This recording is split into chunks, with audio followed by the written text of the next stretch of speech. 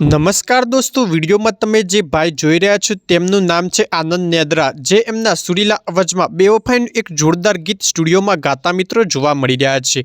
જુઓ પાછળ આખો એમનો વિડીયો, એમનો એકવાર અવાજ તો સાંભળો। વિડીયો ગમે તો લાઈક કરી અમારી ચેનલ કરી લો સબસ્ક્રાઈબ।